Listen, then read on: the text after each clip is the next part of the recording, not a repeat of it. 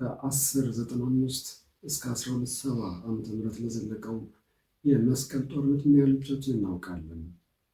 በዚህ በ175 ዓመት በፈጀው የመስቀል ጦርነት ምን ያህል ጊዜ መስቀል ጦርነቶች ስለተደረጉ፣ ምን ያህል ሰዎች ስለዚህ የመስቀል ጦርነት ውስጥ እንዳለቁ እናውቃለን?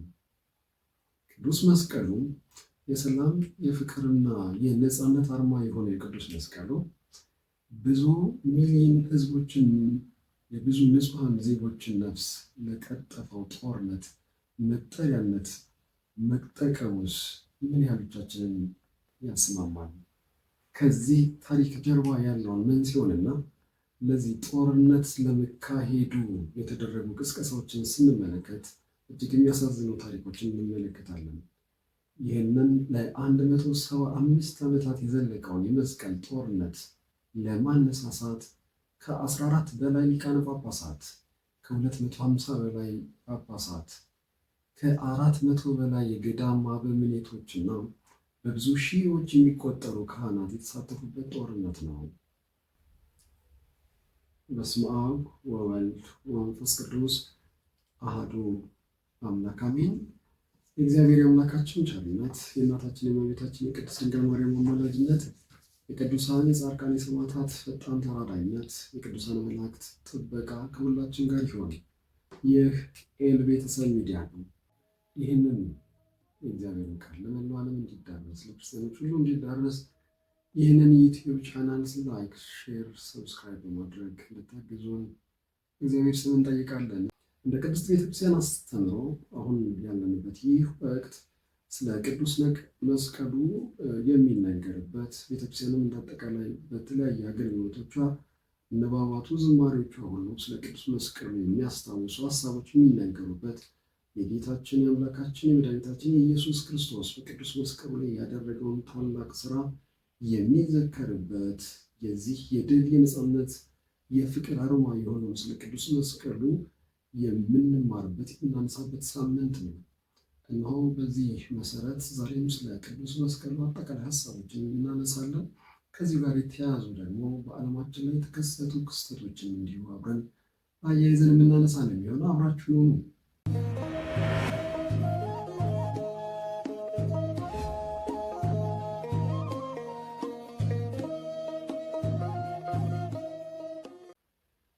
እንግዲህ ቅዱስ መስቀል በክርስትናው ዓለም እጅግ ታላቅ ምልክት ነው። በክርስትናው ዓለም እንደ አርማ የነፃነት፣ የድል፣ የፍቅር አርማ ምልክት ነው። ለበርካታ በክርስትናው ዓለም ውስጥ ለሚገኙ ክርስቲያኖች ቅዱስ መስቀሉ ወይም ደግሞ በቅዱስ መስቀሉ ላይ የተደረገውን ታላቁን የክርስቶስን ፍቅር የሚመለከቱበት ያስቡበት ነው። በመስቀሉ የተደረገው ታላቅ ድል የተደረገው ታላቅ ስራን የምናስብበት በመሆኑ በክርስትና ዓለም ቅዱስ መስቀል ትልቅ ስፍራ ይዞ ይገኛል። በዓለም ላይ ከሚገኙ በርካታ ክርስቲያኖች መካከል በተለይ ደግሞ በኦርቶዶክስ ተዋሕዶ ቤተክርስቲያን የቅዱስ መስቀሉ ነገር በስፋት የሚነገርና ሰፊ ታሪክና ባህል የያዘ ነው። ከነዚህ አብያተ ክርስቲያናት መካከል የኢትዮጵያ ኦርቶዶክስ ተዋሕዶ ቤተክርስቲያን አንዷ ናት። የቅዱስ መስቀሉ ነገር በኢትዮጵያ ኦርቶዶክስ ተዋሕዶ ቤተክርስቲያን ከሌሎችም እህት አብያተ ክርስቲያናት በተለየ መልኩ የሚታሰብና የሚነሳ በርካታ ሀሳቦችን ይዞ እናገኘዋለን። ከቅዱስ መስቀሉ ጋር በተያያዘ በቤተክርስቲያናችን በርካታ ስርዓቶች አሉ። እንደምናውቀው በቤተክርስቲያናችን ቅዱስ መስቀል የማይገባበት የአገልግሎት ተሳትፎ የለም። እንዲሁም በቤተክርስቲያን ከሚደረጉት በተጨማሪ የኢትዮጵያ ኦርቶዶክስ ተዋሕዶ ቤተክርስቲያን ምዕመን ተከታዮቿ በሙሉ በቅዱስ መስቀሉ አጠቃላይ ነገሮቻቸው ሁሉ እንዲያከናውኑ ለስራዎቻቸው መጀመሪያም በመስቀል በመባረክ ለስራቸውንም ደግሞ መጨረሻም እንዲሁ በመስቀል በመባረክ ጠዋት ሲነሱ ማታም ሲተኙ በእንቅስቃሴያቸው ሁሉ የቅዱስ መስቀሉን ነገር እንዲጠቀሙና እንዲያስቡት ታስተምራለች።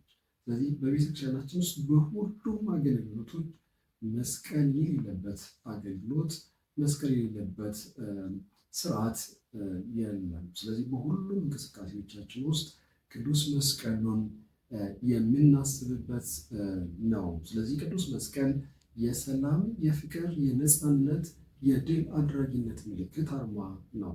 ይህንን ቅዱስ ጳውሎስ በአንደኛ ቆሮንቶስ ምዕራፍ 1 ቁጥር 18 ላይ እንደዚህ በማለት ይገልጿል። በተለይ የቅዱስ መስቀሉን ክብሩን ተረድቶ ለሚያከብረው የቅዱስ መስቀሉን ኃይል በእሱ ላይ ያለውን የእግዚአብሔርን ኃይል ተረድቶ በቅዱስ መስቀሉ ለሚጠቀመው ከቅዱስ መስቀሉ የሚያገኘውን በረከት ለማይጠቀመውና ለማያምነው ደግሞ የሚያጣውን ነገር ይናገራል። የመስቀሉ ነገር ለሚጠፉት ሞኝነት፣ ለእኛ ለምንድን ግን የእግዚአብሔር ኃይል ነው በማለት ይገልጸዋል። የቅዱስ መስቀሉ ነገር ለሚጠፉት ስንፍና ሞኝነት ነው፣ ለእኛ ለምንድን ግን የእግዚአብሔር ኃይል ነው። ይህንን በጸሎት ሃይማኖታችን ጊዜም እናነሳዋለን። መስቀል ኃይልነ፣ መስቀል ጽንዕነ፣ መስቀል ቤዛነ፣ መስቀል መድኃኒተ ነፍስነ፣ አይሁድ ክህዱ ንሕነስነ አመነ ብለን እንገልጻለን። መስቀል ኃይላችን ነው፣ መስቀል ቤዛችን ነው፣ መስቀል ነፍሳችን መዳኛ ነው። አይሁድ ይክዱታል፣ እኛ ግን እናምናለን። ያመንነውም እኛም በመስቀሉ ድነናል ብለን እንመሰክራለን። ስለዚህ መስቀል በሕይወታችን ኃይላችን፣ መስቀል በሕይወታችን ቤዛችን፣ መስቀል በሕይወታችን የነፍሳችን ቤዛ። አይሁድ ቢክዱትም እኛ ግን እናምናለን። በመስቀሉ ኃይልም ከሞት እንደምንድን የምንመሰክርበት የምንገልጥበት ነውና በቤተክርስቲያናችን የቅዱስ መስቀሉ ነገር በጣም ጥልቅ ምስጢር የያዘ ነው። ስለ ቅዱስ መስቀሉ ስናነሳ ጥንተ ነገሩን ወደኋላ መለስ ብለን ብንመለከት ከዓለመ መላእክት ይጀምራል። ቅዱሳነ መላእክት በመስቀሉ ታላቅ ስራም ሰርተውበታል። እንግዲህ በመጽሐፍ አክሲማሮስ ላይ እንደምንመለከተው ጌታችን አምላካችን እግዚአብሔር ቅዱሳን መላእክትን ከፈጠራቸው በኋላ በተሰጣቸው አዋቂ ልብ መርምረውና ተመራምረው አምላካቸውን እግዚአብሔር እንዲያውቁ ከእነርሱ ተሰወረባቸው ይላል። ከዛም በኋላ ቅዱሳን መላእክት መካከል ግን ጥያቄ ተነሳ።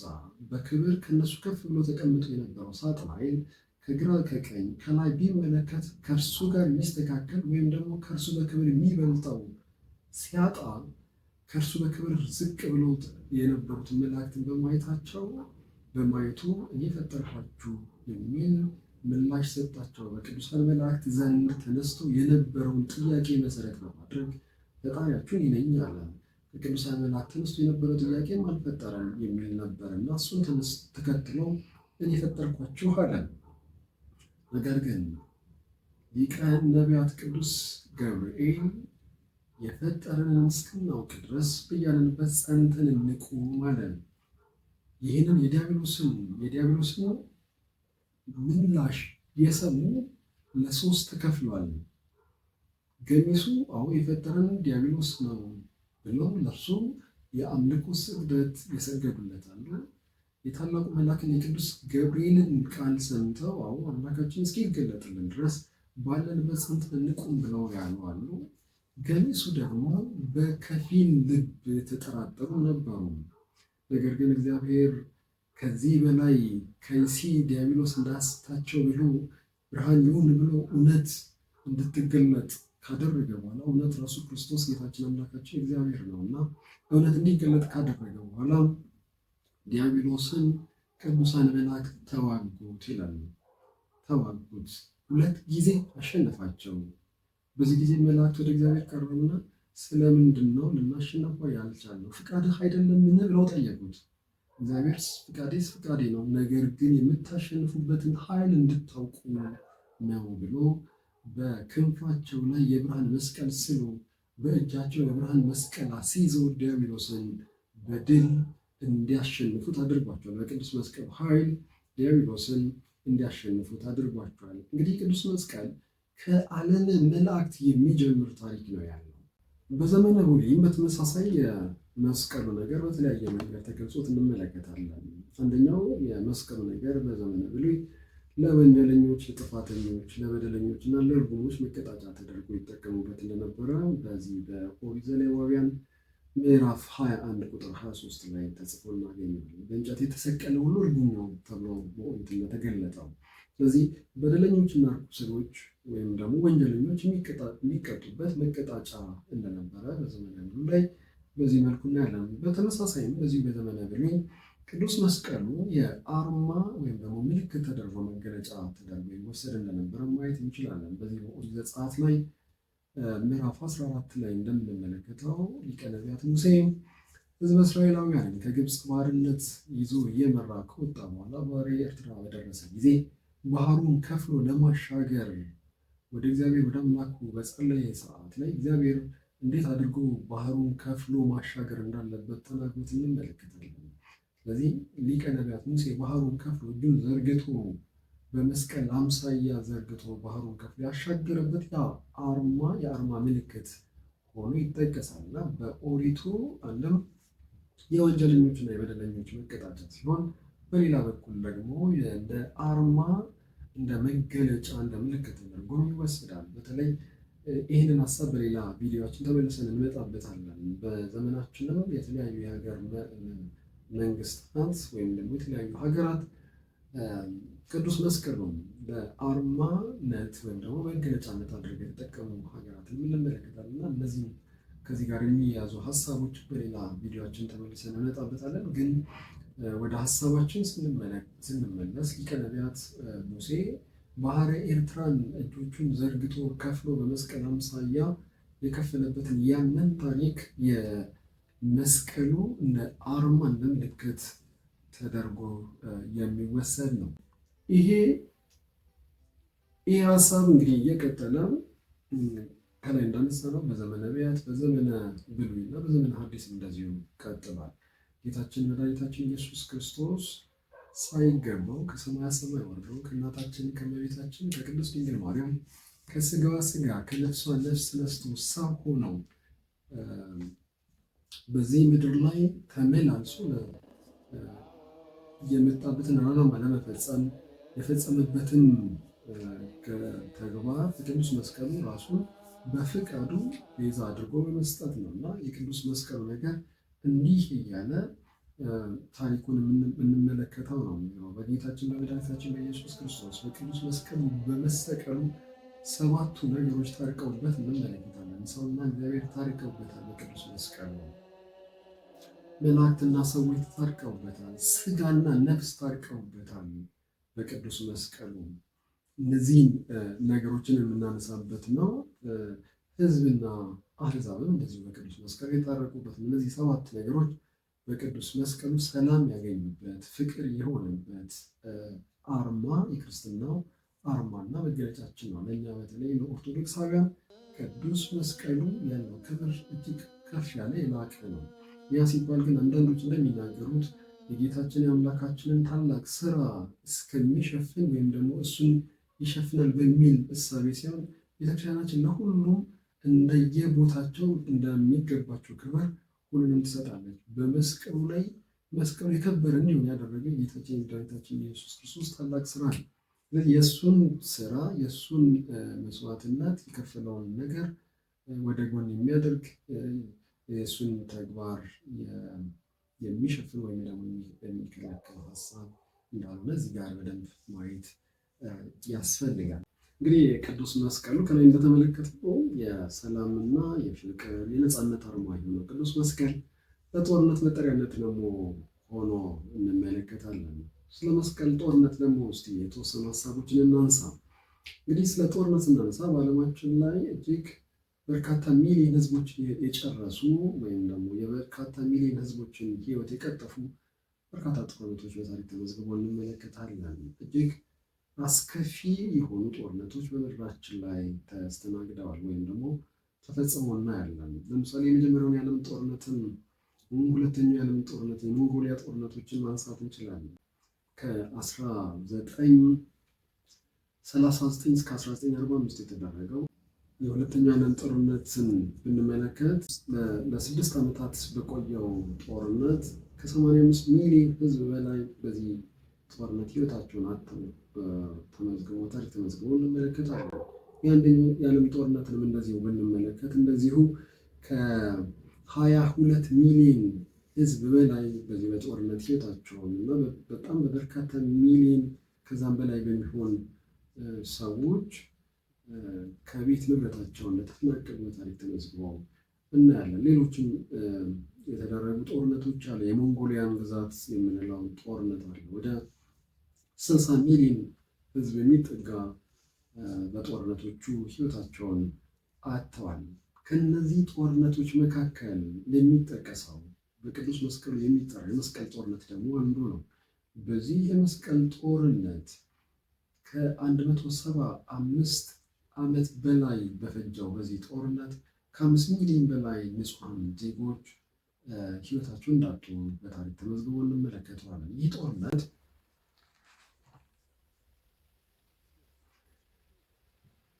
ይህ ጦርነት ከ1095 እስከ 1270 ዓመተ ምህረት የቆየ ሲሆን በዚህ ዓመታት ውስጥ በ175 ዓመታት ውስጥ ከ8 ጊዜ በላይ የመስቀል ጦርነቶች ተካሂደዋል።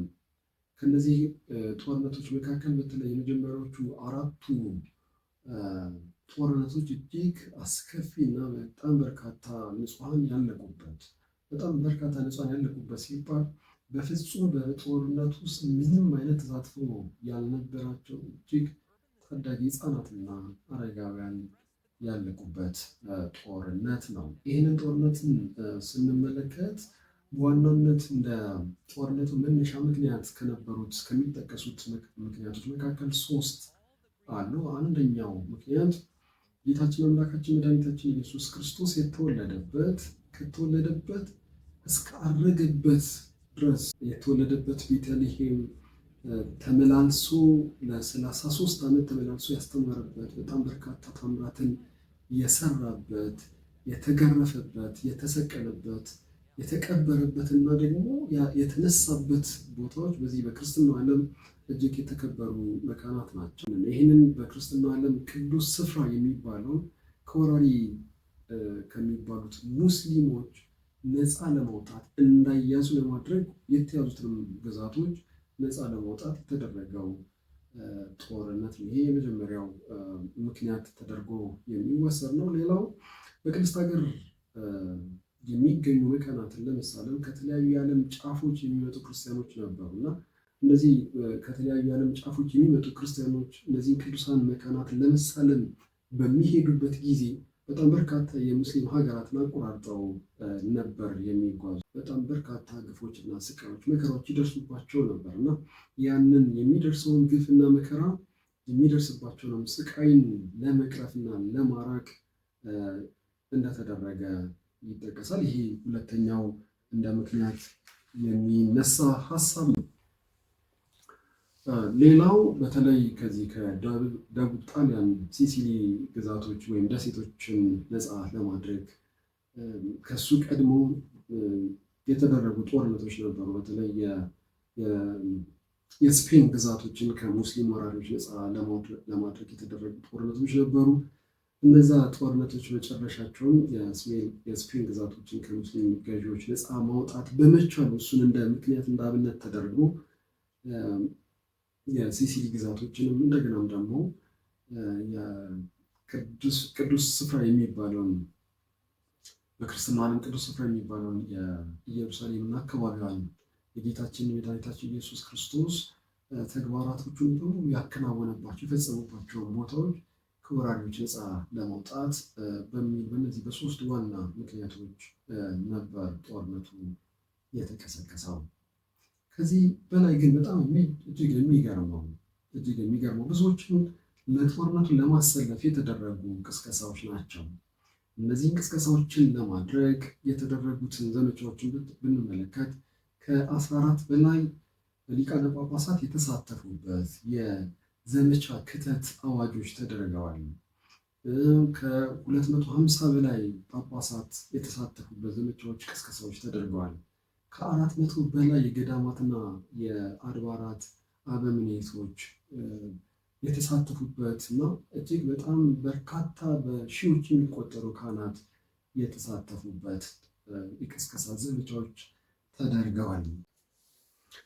በተለይ ደግሞ በቢዛንታይን ንጉሠ ነገሥት በቀዳማዊ አሌክሲዮስ አማካኝነት ለፖፕ ኡርባን ዳግማዊ የድረሱልኝና የአድኑኝ ጥሪ በተላለፈው መሰረት በፈረንሳዊቷ ክሌርሞንት በምትባለው ቦታ ላይ ታላቅ ስብሰባዎች ተደርጓል። በዚህ ስብሰባ ላይ ራሱ ፖፑ ያደረገው የመቀስቀስ እና የማነሳሳት ንግግሩ ተጠቃሽ ነው። ካረጋቸው ንግግሮች መካከል እንደ ፍሬዝ ተደርገው የሚጠቀሱ አሉ። ምናልባትም ለጦርነቱ ስያሜ ምክንያት የሚሆነው የፖፑ ንግግር ነው። ያደረገውም ንግግር ምንድን ነው? በትከሻችሁ ወይም በደረታችሁ ላይ በመስቀል ምልክት የተሰራን አድርጉ፣ መስቀሉን ልበሱት እያለ ነበር ይቀሰቅስ የነበረው። ወታደሮቹም ወይም ደግሞ ተዋጊዎቹ በልብሳቸው ላይ መስቀል ምልክትን አድርገው በደረታቸውም ላይ በልብሳቸውም ላይ መስቀል ምልክትን አድርገው ወደ ጦርነቱ እንደዘመቱ በታሪክ ተመዝግቦ እናገኘዋለን። ፖፑም ያደረገው ንግግር እጅግ ልብን የሚቀሰቅስ ብዙዎቹን በስሜት ውስጥ ሆነው ወደ ጦርነቱ እንዲዘምቱ ያነሳሳ ታላቅ ቅስቀሳ ነው። ከዛ በተጨማሪ አንድ ባህታዊ ጴጥሮስ የሚባል ባህታዊም በዛው መድረክ ላይ ታላቅ ንግግር ያደረገ ነው። ይሄ ባህታዊ ጴጥሮስ ኢየሩሳሌም ድረስ ተሻግሮ ቅዱሳን መካናትን ለመሳለም የበቃ ነገር ግን በዛ ብዙዎቹ በራሱ ያየው በብዙዎቹ ያጋጠሙትን መከራዎች እንዲሁም ደግሞ ክርስቲያኖች ከተለያዩ ዓለማት ወደ እነዚህ የቅዱሳን ስፍራዎች ለመሄድ በሚያደርጉት ጉዞ የሚደርስባቸውን በመንገስ የሚያጋጥማቸውን መሰናክሎችና ችግሮች ብዙዎቹን በመንገድ በተለያዩ አካላት ሕይወታቸውን እንደሚያጡ የታዘበውን ሁሉ ጨምሮ እጅግ መሳጭና ቀስቃሽ በሆነ አቀራረብ በዛ መድረክ ለታደሙት በሙሉ ንግግሩን በማድረጉ እጅግ በርካታዎቹ አሁኑኑ አዝምቱን በሚል እንደተነሳሱ ይጠቀሳል። በዚህ ቅስቀሳው ባህታዊ ጴጥሮስ ካደረጋቸው ንግግሮች መካከል በተለይ እርሱ የገለጸው በኢየሩሳሌም በጌታችን መድኃኒታችን በኢየሱስ ክርስቶስ መካነ መቃብር ተሳልሞ ባረፈበት ሰዓት ላይ እንቅልፍ ሸለብ እንዳደረገው እና ከዛም እንደ ራእይ ነገር እንደተመለከተ ይገልጻል። በዛም በራእዩ የኢየሩሳሌም መካናትና ቅዱሳን ስፍራዎች ከወራሪ ሙስሊሞች ነፃ እንደሚያወጣ እንደተነገረው በእሱ መሪነት እነዚህ ቅዱሳን መካናት ከወራሪዎቹ ነፃ እንደሚያወጣ በራእይ እንደተነገረው ሁሉ ለሕዝቡ በዛው መድረክ ላይ በስፋት አንስቷል። ያም እንደ ማነሳሻ አድርጓል፣ ተጠቅሞበታል። ከዛም በተጨማሪ የፖፑን ውሳኔና ደብዳቤ በመያዝ በመላው አውሮፓ እየዞረ ብዙዎቹን የቀሰቀሰ ሰው ነው ይሄ ባህታዊ ጴጥሮስ የሚባለው። ስለዚህ በሱ ስብከት በሱ ቅስቀሳና በሌሎቹ ቅስቀሳዎች በጣም በርካታ ሺህ የሚቆጠር ህዝቦች ለጦርነቱ ራሳቸው እንዲያነሳሱ እንዲዘጋጁ አድርጓል። ህዝቦቹን ለጦርነት እንዲነሳሱ ካደረጓቸው ምክንያቶች በዋናነት እነዚህ ቢሆኑ በተጨማሪ ደግሞ የሚጠቀሱ ነገሮች አሉ። ሁለት ዋና የሚጠቀሱ ነገሮች፣ አንደኛው መንፈሳዊ ምክንያት ተደርጎ የሚጠቀስ ነው። ሁለተኛው ደግሞ ዓለማዊ ጥቅምን መሰረት ያደረገ ነው። መንፈሳዊ ምክንያት ተደርገው ከሚጠቀሱት መካከል አንዱ ፖፑ በዛ በክሌርሞንት በተደረገው ጉባኤ ላይ ለህዝቡ የገባው ቃል ነበር። በዚህ ዘመቻ ላይ የሚሳተፍ ስርየተ ኃጢአትን እንደሚያገኝ ለእርሱ ብቻ ሳይሆን ለመላ ቤተሰቡ የኃጢአት ስርየት እንደሚደረግለት ያደረገው ንግግር ብዙዎቹ ለዚህ ጦርነት ለመሳተፍ ራሳቸው እንዲያነሳሱ አድርጓል። ከዛ በተጨማሪ ደግሞ በተቀደሰው ስፍራ በኢየሩሳሌም ተገኝተው እነዛን ቅዱሳን መካናት ጌታችን መድኃኒታችን ኢየሱስ ክርስቶስ የተወለደበትን በእግሩ ተመላልሶ ያስተማረበትን ታላላቅ ታምራቶችን ያደረገበትን የተገረፈበትን የተሰቀለበትን የተቀበረበትና የተነሳበትን እነዚህ ቅዱሳን መካናት ለማየት ብዙዎቹ ይጓጉ ይፈልጉ ነበረና እግረ መንገዳቸውንም እነዚህ ቅዱሳን መካናት ማየት መሳለም ምኞት ፍላጎት ስለነበራቸው ሌላው ምክንያት ተደርጎ ይነሳል። ይሄ መንፈሳዊ ምክንያት ተደርጎ ሲነሳ፣ ሁለተኛው ደግሞ ዓለማዊ ጥቅም ነው። ዓለማዊ ጥቅም ነው። ይሄ ዓለማዊ ጥቅም አንደኛው በመንግስት በተለይ በኑሯቸው ዝቅተኛ የነበሩ በኑሯቸው አነስተኛ የነበሩ እና በመንግስት በሚጣልባቸው ግብር እጅግ ይማረሩና ይጨነቁ የነበሩ ሰዎች ከመንግስት የተላለፈላቸው መልእክት ነበር። በዚህ ጦርነት የሚሳተፍ ከመንግስት ዕዳ ግብር ነፃ እንደሚደረጉ በመገለጹ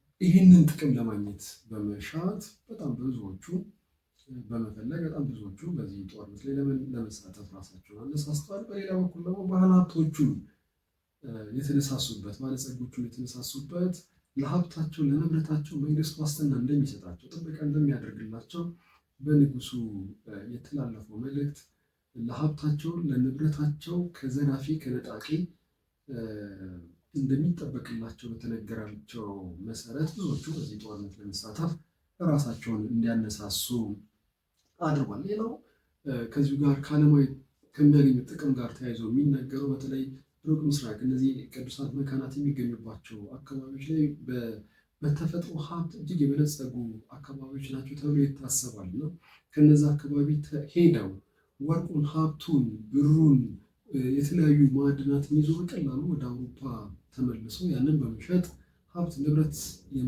የማፍራት ምኞት ይዘው ወደዚህ ጦርነት የሚገቡ አሉ። እነዚህ ሌላው ለህዝቡ ወደ ጦርነቱ እንዲነሳሳ ምክንያት ያደረገ ነጥቦች ናቸው። እንግዲህ በደቡብ ፈረንሳይ በክሌርሞንት የተደረገው የአጠቃላይ የመጀመሪያው ቅስቀሳ መድረክ ላይ ባህታዊው ጴጥሮስ ባደረገው ቅስቀሳ፣ ፖፑ ባደረጉት ንግግርና ሌሎችም እንደዚሁ ባደረጓቸው የተለያዩ ንግግሮች በጣም በርካታ ሺህ ሰዎች ናቸው ወደ ጦርነቱ ቀጥታ ለመሳተፍ የተነሳሱት። የመጀመሪያው ዘመቻ የተደረገው ነሐሴ 16 በ1095 ዓመተ ምህረት ላይ ነው።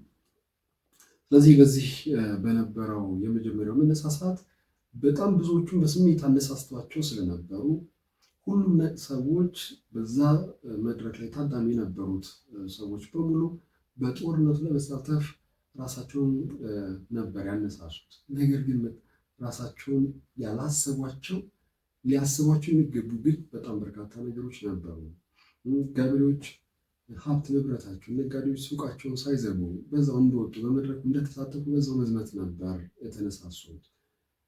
ባለጸጎች ሀብታቸውን ሳይሰበስቡ ንብረታቸውን ሳይሰበስቡ በወጡበት በዛው መዝመት ነበር የፈለጉት። ከፈረንሳይ ተነስተው ኢየሩሳሌም ለመድረስ ምን ያህል ርቀት እንዳለው እንኳን በጣም በርካታዎቹ አያውቁም ነበር። በመንገድ የሚያጋጥማቸውን ነገሮች እንኳን ምን እንደሆነ በቅጡ ሳይረዱ ሳያስቡ ለጦርነት የሚያስፈልጉ ነገሮችን የተለያዩ መሳሪያዎች ወይም ደግሞ ስንቅም ጭምር ሳይሰናዱ ሳይዘጋጁ ራሳቸውን በስሜት በነበረው በመድረኩ በነበረው ቅስቀሳ በመነሳሳት ከ12,000 እስከ 20,000 የሚደርስ እግረኛ ነው ቀጥታ ከዛው መድረክ ወደ ጦርነት ወደ ኢየሩሳሌም ለመጓዝ የተነሳ። እነዚህ ሰዎች ከመንገዱን ርቀት በጉዟቸው የሚያጋጥማቸውን ነገሮች በጦርነት ውስጥም ሲሳተፉ ለጦርነት መጠቀም ያለባቸው መሳሪያዎች እንኳን በቅጡ ያልያዙ በጣም በርካታ ሺህ ሰዎች ናቸው የዘመቱት። ስለዚህ በመንገዳቸው ለስንቅ የሚሆናቸው ነገሮችን ስላልነበራቸው በመንገዳቸው ያገኙትን እየዘረፉ ያገኙትን እየነጠቁና እየገደሉ ነበር ያደርጉት የነበሩ። በጉዟቸውን ያገኙትን ሰዎች ከነሱ በተቃራኒ የቆመ የመሰላቸውን በሙሉ እየገደሉ እየጨፈጨፉ ነበር የተጓዙት። ነገር ግን በጉዟቸው እጅግ አድካሚና ሰልቺ በመሆኑ በመንገድ በጣም በርካታዎቹ እንደረገፉ ይነገራሉ። በመጀመሪያው ዙር በተደረገው በዚህ ጉዞ ከተጓዙት ከ20,000 የሚጠጋ ህዝብ ውስጥ በመንገድ እንዳለ አልቀዋል። በመንገድ ሁሉም አልቋል። ኢየሩሳሌም ሳይደርሱ በቡልጋሪያ ጫካዎች ውስጥ በርካታዎቹ አርፈዋል። ሁለተኛውን ጉዞ ያደረገው በዚህ በባህታዊ ጴጥሮስ የሚመራው ሰራዊት ሲሆን ይህም ሰራዊት ወደ 40,000 የሚጠጋ እግረኛ የያዘ ነው። ይህም ከመጀመሪያዎቹ ተጓዦች ብዙ የተለየ ኃይል አልነበረም። የተደራጀ የሰለጠነ የታጠቀ ስንቅም ትጥቅም የያዘም ሰራዊት አልነበረም። ስለዚህ በጉዞ የነበረው ነገር ከመጀመሪያዎቹ ተጓዦች ብዙም የተለየ አልነበረም። ስለዚህ የሚበሉት የሚጠቀሙትን ሁሉ በየመንገዱ ከሚያገኟቸው ሰዎች እየነጠቁ እየዘረፉ እየገደሉ የሚጠቀሙ ነበሩ። እነዚህም ሰዎች በጉዟቸው ሲያደርጉ የመጀመሪያዎቹ ተጓዦች በቡልጋሪያ ጫካ ውስጥ የብዙዎቹ አስከሬን በየቦታው ተንጠባጥበው ተመልክተዋል። እነሱም ብዙም ሳይጓዙ አብዛኛዎቹ ከተጓዙት ከ40,000 በላይ የሚሆነው ቁጥር በተመሳሳይ በዚሁ መንገድ እንደ ቅጠል ነው የረገፉት። ከዚህ ከተረፉት ከተነሱት ከ40,000 ወታደሮች ውስጥ ወይም ደግሞ ሰራዊት ውስጥ ወታደር እንኳን ማለት ይከብዳል። እጅግ በስሜት የተነዳ ኃይል እንጂ በቅጡ የሰለጠነና ለዘመቻ የሚመጥን ስንቅም ትጥቅም የያዘ ኃይል አልነበረም። ስለዚህ አብዛኞቹ የመጀመሪያ ተጓዦቹ ያጋጠማቸውን አይነት መሰናክል አጋጥሟቸው አብዛኞቹ በቡልጋሪያ ጫካ ውስጥ ረድተዋል። ከነዛ ውስጥ 7,000 የሚጠጉት ብቻ ያንን የቡልጋሪያ አስቸጋሪ ሁኔታዎችን ተሻግረው ቁስጥንጥንያ ለመድረስ ችለው ነበር። ነገር ግን በቱርክ ሰራዊት በዚህ በቁስጥንጥንያ በነበሩበት ጊዜ በቱርክ ሰራዊት ተከበው ሙሉ ለሙሉ እነዚህም 7,000ዎቹ በዛ ህይወታቸውን አጥተዋል። ሁሉም በዛው ረግፈው እናያለን። እንግዲህ እነዚህን ነገሮችን ስናያቸው እጅግ በጣም ከባድ ሁኔታዎች ነበሩ። እነዚህ ነገሮችን ስናያቸው እጅግ በጣም ከባድ ነበሩ። እንግዲህ የመጀመሪያው ሁለተኛውም ዙር የተደረገው ጉዞ ወይም ደግሞ በህዝብ በስሜት ተነድተው የተደረገው ጉዞ የበርካታዎችን ህይወት እንዲሁ ነው የቀጠፈው። ከዚህ በኋላ ነበር ከተወሰኑ የአውሮፓ ሀገራት በተለይ ከፈረንሳይ፣ ከጀርመን፣ ከጣሊያን የተውጣጡ በአይነቱ ትንሽ የሰለጠነ የሚባል ሰራዊት አደራጅተው ሌላ ዙር ጦርነት ለማድረግ ተሞክሯል። እነዚህም ከፈረንሳይ፣ ከጀርመን እና ከጣሊያን የተውጣጡ በአንጻራዊ የሰለጠነና የታጠቀ ትጥቅም ስንቅም የያዘ ኃይል ተሰበሰበ። ወደ 360,000 የሚጠጋ ኃይል ተሰብስቦ በዚህ ኃይል ነው ኢየሩሳሌም ተደርሶ በኢየሩሳሌም እና በዙሪያ ያሉ አካባቢዎችን ከሙስሊሞች ወራሪ ነፃ ለመውጣት የተቻለው።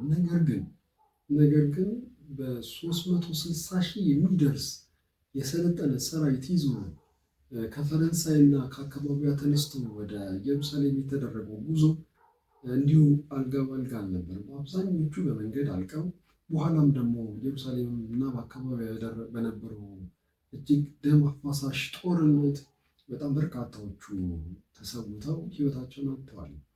ከነዚህም በኋላ ነው ድሉ አንጻራዊ ለመሆን የበቃው። ነገር ግን በእነዚህ ጦሩ ተዋጊዎች ኢየሩሳሌምና አካባቢዎቹ እንኳን ያሉ ኃይል ነፃ ማውጣት ለጊዜው ቢቻልም በኋላ ግን ተመልሰው ያለው ኃይል የተዳከመ በመሆኑ ብዙዎቹ በጦርነቱ የሞቱና ይዘዋቸው የነበሩት ጦር ስንቅና ትጥቅ በማለቃቸው መልሰው በወራሪው ኃይል ኢየሩሳሌምና አካባቢዋን ለመቆጣጠር የያዙትን ተመልሶ መቀማት ሁኔታዎች ተፈጥረው እናያለን።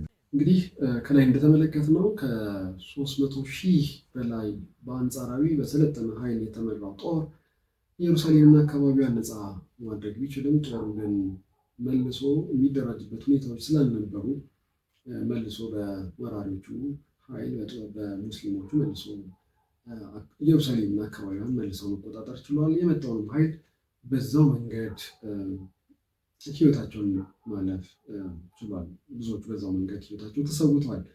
እንግዲህ የተደረገው ጦርነት እነዚህን ጠቅላላ አድርገን ያነሳናቸው በተደጋጋሚ የተሞከሩ በጣም በርካታ ህይወት የተቀጠፈበት ነው። በተለይ በመጨረሻው በዚህ በሰለጠነው ጦር በተደረገው ውጊያ ከሁለቱም ወገኖች በኩል የረገፈው ህዝብ እጅግ በጣም ከፍተኛ ነው። እንግዲህ ስለ መስቀል ጦርነት ስናነሳ ከመስቀል ጦርነት ውስጥ ከሚያሳዝኑ ታሪኮች መካከል አንዱ ህፃናት የተደረገው ጦርነት ነው። ከመስቀል ጦርነቶች መካከል አንዱ የህፃናት ጦርነት ተጠቃሽ ነው። ይህ የህፃናት ጦርነት የተደረገው አንድ እስጢፋኖስ የሚባል ፈረንሳዊ የ12 ዓመት ታዳጊ ክርስቶስ በራእይ ተገልጦልኛል፣ ኢየሩሳሌምና አካባቢዋን ነፃ እንደማወጣ በእኔ መሪነት ኢየሩሳሌምና አካባቢዋን ነፃ እንደማወጣ ነግሮኛል። ስለዚህ ልጆችን ሰብስበህ ወደ ኢየሩሳሌም ተጓዝ፣ ኢየሩሳሌምም ከወራሪ ከቱርኮች ነፃ ታውጣለህ ተብያለሁ በማለት በፈረንሳይ በጀርመን የተዘዋወረ ቅስቀሳ አድርጓል። በዚህም ቅስቀሳው በጣም በርካታ ህፃናትን ከጎኑ ማሰለፍ ችሏል። ከፈረንሳይ፣ ከጀርመን፣ ከሌሎችም አካባቢዎች በብዙ ሺህ የሚቆጠሩ ህፃናትን ማስከተል ችሏል። ነገር ግን ይሄ ህፃን ያሰባሰባቸውን ህፃናትን ይዘው ወደ ኢየሩሳሌም ተጉዞ ኢየሩሳሌም ነፃ ለመውጣት በነበረው ሀሳብ ያሰበውንም ሀሳብ ሳይፈጽም በጣም ብዙ ነገሮቹ ተቀይረው እናያለን። በጣም በርካታ የተሰበሰቡ የእሱን ቃል አምነው የእሱን ቃል ሰምተው ከመላው አውሮፓ የተሰበሰቡ ታዳጊዎች ህይወታቸው እንዲህ በከንቱ ጠፍቶ እናያለን። በጉዟቸው በጣም በርካታዎቹ ሞተው በኋላም ደግሞ በመንገድም መርከበኞች አታለዋቸው ወደ 7 የሚደርሱ መርከቦችን አዘጋጅተው እነዚህን ህፃናት በመርከብ ጭነው ለባርነት አሳልፈው እንደሰጧቸው፣ በመንገድም 2 መርከቦች በማዕበል ተገልብጠው በ2 መርከብ ውስጥ የነበሩ በጣም በርካታ ህፃናት በማዕበል እንደሞቱ፣ የተቀሩትም ደግሞ ወደ ግብፅ ወደ ሰሜን አፍሪካ በማምጣት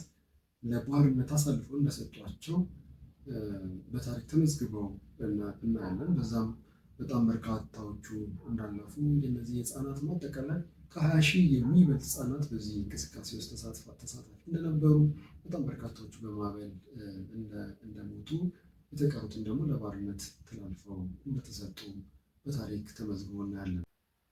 እንግዲህ ስለ መስቀል ጦርነት ስናነሳ በዚህ በአንደኛው በኩል ይህንን የሚመስል መልክ አለው። በሌላኛው በኩል ደግሞ በዛው በቱርክ ከእስልምናው ዓለም ጋር ተይዞ ደግሞ በመስቀል ጦርነት የሚነሳ ነገር አለ። አንደኛው መስቀል ጦርነት መንስኤው አንዳንዶች እንደሚገልጹት የእስልምና ስልጣኔ ማበብና ማደግ ከእርሱ ጋር ተያይዞ እስልምናው ከተነሳበት ከመዲና ወደ ሌላው ዓለም ለመስፋፋት ያደረገው ጥረት በሱ ምክንያት የተፈጠረ አድርገው የሚያነሱት አሉ።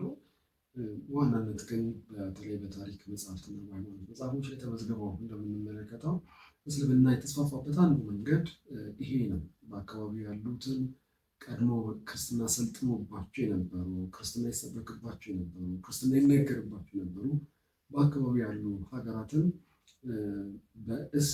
ወደ እስልምና ለመቀየር የነበረው ብቸኛው አማራጭ በጉልበት አካባቢዎችን መቆጣጠር እና በዛ ይኖሩ የነበሩ ህዝቦችን ወደ እስልምና እንዲቀየሩ የማድረግ ዘመቻ ነው። በዛ መንገድ ነው እንግዲህ ኢየሩሳሌምና እነዛ ቅዱሳን መካናትን በኢየሩሳሌምና በኢየሩሳሌም ዙሪያ የሚገኙ ጌታችን አምላካችን መድኃኒታችን ኢየሱስ ክርስቶስ ከተወለደበት ጀምሮ ከተወለደባት ቤተልሔም እስካረገባት ድረስ ደብረ ዘይት ድረስ ያለው አጠቃላይ ቦታዎች እነዛ ቅዱሳን ቦታዎችን ወደ እስልምና እንዲቀየሩ በእስልምና ኃይሎች እንዲያዙ ወይም ደግሞ በቱርክ ኃይሎች ግዛት እና ቁጥጥር ስር እንዲሆኑ የተደረገ ዘመቻ ነው። በዛም ዘመቻ እነዚህ አካባቢዎች በቱርክና በእስልምና ሃይማኖት ተከታዮች ኃይሎች ቁጥጥር ስር እንዲሆኑ ሆነዋል። የመስቀል ጦርነት የሚወለደዋን ምክንያት እሱ ነው። እነዚህ በቀድሞ የክርስትና መናኸሪያ የክርስትና ደሴቶች የነበሩ አካባቢዎች በእስልምናው ቁጥጥር ስር በመሆናቸው ከእስልምናው ጫና ለመገላገልና ነፃ ለመውጣት ወደ ነበሩበት ወደ ቀደመው ክብራቸው ወደ ቀደመው ቦታቸው ማንነታቸው እንዲመለሱ ለማድረግ የተደረገ ዘመቻ ነው። በዚህ ዘመቻ ከ500 ሚሊዮን በታሪክ በትንሹ ተመዝግበው እንደምንመለከተው ከ500 ሚሊዮን በላይ ንጹሐን ሕይወታቸውን ያጡበት ሆኖ ተመዝግቦ እናገኘዋለን። ይህንን እናነሳለን። ከዛ በተጨማሪ አንድ ማንሳት ያለብን ከዚህ ከቅዱስ መስቀሉ ጋር በተያዘ የሚነሳው የንግስት እሌኒ ልጅ ንጉስ ቆስጠንጢኖስ